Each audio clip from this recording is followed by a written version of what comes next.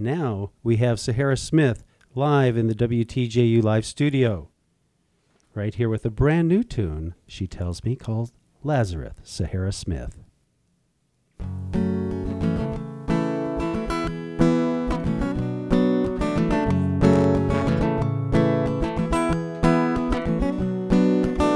You make me think of the books of the Bible, boys all in black at a roadside revival. You make me think of the miracle burning, your candlelight skin and your face slowly turning.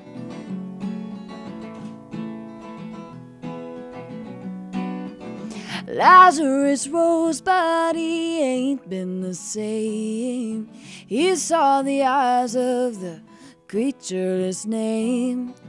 Your eyes are places I go when I'm sleeping, and while I'm awake, I'm still covered in dreaming.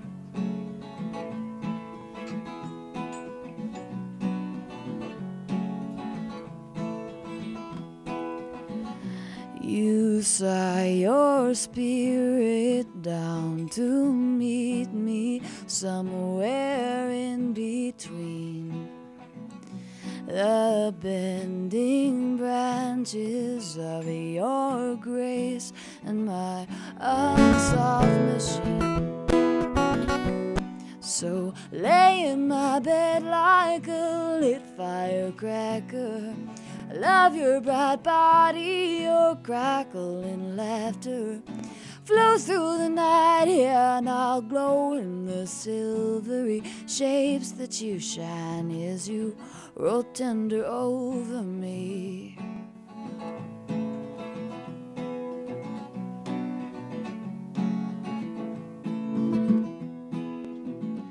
You wind your willow leaves around the unanointed parts of magic, striking sharply in the deep, imperfect dark. Blackberry vines winding down through my memory. You are the sound of that heart beating through me. Whoa, make me the light on your skin when I kiss you, the shade of the trees in the first place I missed you.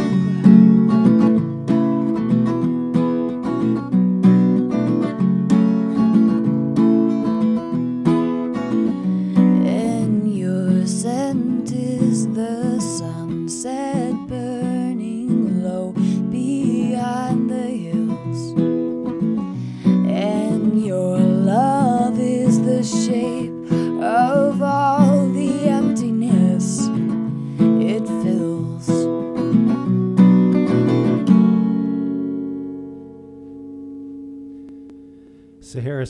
Sahara Smith right here in the live studio with Lazarus. And if you heard a little bit of a drop out there, we seem to have had a little problem with the DI line that we got fixed halfway through the song there. And now we're miking the guitar straight on, and we apologize for that, Sahara. Don't know if it's from the output of the guitar or if it's from the input on the snake. But either way, we've got it figured out, and you sound spectacular. Oh, thank you. I hope I figured it out by tonight. Yeah, I'm sure we will.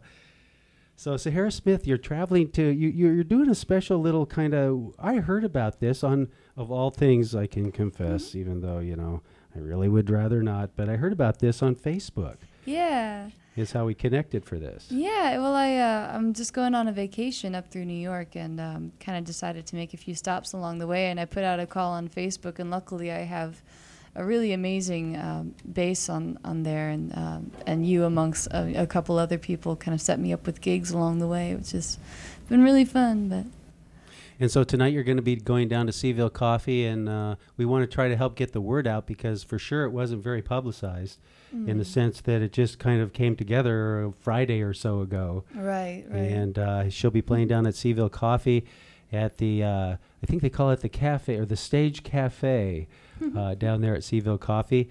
And Twan will have her set up, and she'll be going on about 8 o'clock. And do you often do solo shows, or are you usually with your band? I'm usually with the band, but I've been doing a few more solo shows than usual lately, which has been fun. I enjoy it a lot. Do you find that more challenging for you, or? It's an interesting mix because you have to be, normally when I'm up there with the band, we have the band dynamic where we're all kind of relating to each other, and that translates to the audience. But when it's just a solo show, I guess there's more pressure to be on, but at the same time, there's a lot more of an intimate connection that you make with the audience. It's not reliant on anybody else surrounding you on the stage. Do you find yourself being more intimate in the sense that you're telling more personal stories, or being more verbose than when you have all your band with you? Or? I think it's a combination of both, actually. Yeah, I definitely kind of find myself opening up more on stage when it's just me. And that kind of takes you all the way back to your beginning days, because your story is kind of interesting. They call you a veteran, but you're what now? 22, soon to be 23? Yep. And you've been playing for 10 years. Mm-hmm. And you started playing at open mics down in a town called Wimberley, is that right? Yeah, that's right. Yeah, I got my first paying gig when I was 14 in Wimberley. I started off just doing open mic nights. How often do you play those songs that you wrote way back then? Can you play one right now? Can you play one of the early, and not the one on your CD? Not the early one on the CD? Because that one was your contest winner, right? Or your contest that was for the second song for the contest up at Prairie Home Companion. Well, you could play that one. Yeah? I just thought there might be a more embarrassing one that you could pull out of the hat. Oh, man. Well, I could sing you part of one that I wrote when I was 10. Yeah, let's hear that. Embarrassing just enough. part of it. All right. Walking down the street for the second time today. Everywhere I go, every smile I greet, I see the same old gray. All right. Is that enough? That's great. That's wonderful. That song's called Blue Dazzle. So your father and your parents were all involved in music? And well, my mom is a writer, and my dad and my stepmom are jewelers, and my dad's a visual artist in other ways as well. So neither of them are musicians, but they're both really involved in the arts and very creative people.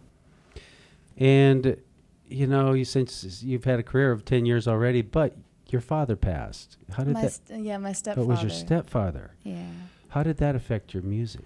Well, I mean, he was a huge supporter of me in a lot of ways, and he passed away right before the day before my 21st birthday, and right before my CD came out, and he would have loved to have seen me be where I am now, and I just I think about him a lot when I'm on the road. But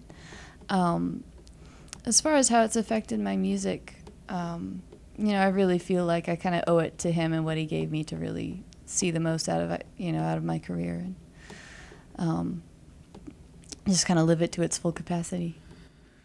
When you were playing in Wimberley, these open mics is where you ended up going as well, and there's a young lady there that's also kind of hit at the same time you have in a certain way, and her name is Sarah Jaros, and I guess she's more of a multi-instrumentalist as well as a vocalist. Yeah, she's a bluegrass musician. And so when you guys were both doing these open mics, did you talk about collaborating, or is that in the future? Not really. We both grew up going to Friday night bluegrass jams at this little restaurant in Wimberley called Charlie's, and it would just be us and then a bunch of people in their 40s and 50s all sitting around a campfire and playing guitar and singing, and her dad was my government teacher in high school, but we were kind of just at the right age gap that we didn't really get to interact a whole lot in school or anything, but she's a sweetheart. All right. See, this is one off of my album. It's called Mermaid. And I wrote this one about a T.S. Eliot poem. I had a dream that I was an old man on a train, and I was thinking, I've heard the mermaids singing each to each. I do not think that they will sing to me.